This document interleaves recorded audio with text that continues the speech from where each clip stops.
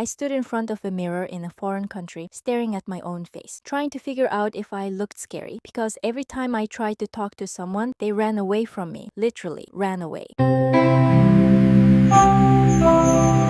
I clearly remember landing in a new country for work. At that time, I didn't speak the local language. My phone had run out of battery, and when I tried to ask for directions, I was surprised. Locals avoided me as much as possible. Some ran for their lives. It felt confusing and kind of embarrassing. I even looked at myself in the mirror just to check, like, does my face look scary? Is there something about me that makes people not want to talk to me? Later, a local person finally told me the truth. She said people were just shy about speaking a different language. They felt embarrassed, maybe even ashamed, so they avoided the situation altogether. That's when I realized the local game. The more I spoke the local language, the more visible I would become. So I spent a year getting to a conversational level, and it felt great. But then I realized it was far from enough. My colleagues used super casual local expressions I never learned from any textbook. They cut words short, making them almost unrecognizable, and I found myself just sitting there silently with two big hopeless eyes. And that was just with my colleagues.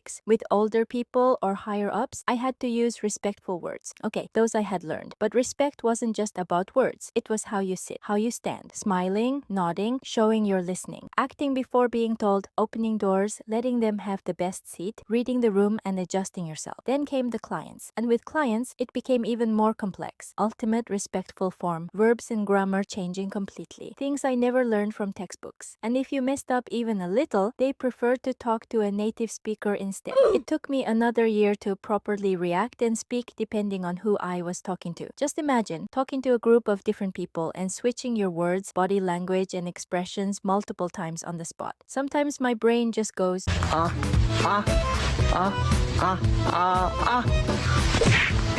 when it came to solving problems, sharing opinions, guiding new employees, I realized I needed to level up. Now it was less about learning the language and more about playing in harmony. I had to step out of my comfort zone because before I was the one asking questions, needing help as a newbie. Now I had to be the one answering, taking care of new people, solving problems on my own. It was scary and I failed a lot. Newbies lost trust and respect in me because of my lack of confidence, communication skills, and knowledge. I noticed that even when they needed help and had questions, they ignored me even when I was right next to them, the only one available. That part silently cut deep. So I started working on it. I listened to podcasts, practiced in real conversations, paid attention to what worked and what didn't. I started with something simple, my presence, standing straight, relaxed, like I got this, calling people by their name, making eye contact, smiling. Then how I spoke calmly, slowly, with a steady tone. I noticed that calmness actually cleared my mind. It helped me organize my thoughts way more easily. And when the other person starts to speak and ask questions, the real challenge begins. I stopped rushing to answer. I paused. And that pause, it caught people off guard. But it gave me time to think and say only what was necessary. Was I scared of saying stupid things? Of course. I said a lot of stupid things. But every time I did, I think, next time I'll say it like this instead. And I improved. At first, my brain, tongue, and body just didn't cooperate. I failed. Fail, fail, fail, fail, fail. Win. Fail, fail, fail, fail. Win.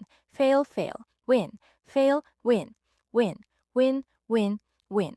Over time, my body parts started working together.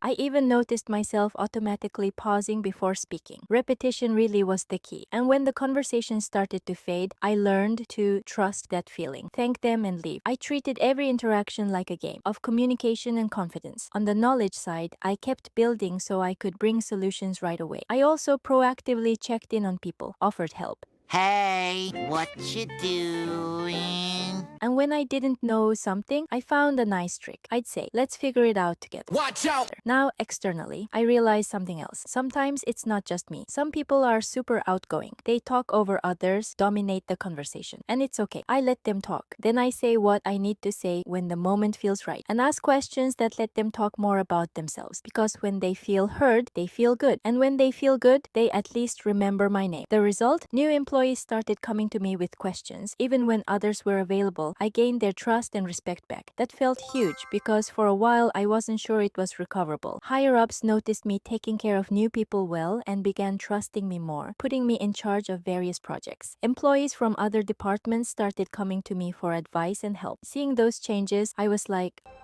I think I just peed a little. I still make mistakes. I still feel overwhelmed and scared, but I'll keep going because I can finally see the shift. All in all, I realized something. Being visible isn't about seeking other people's favor or approval. Being visible means taking responsibility for my life, existing in harmony for my own peace, and expressing myself in the most authentic way, so that when I look at myself again, I don't question if something's wrong with me. I just see myself.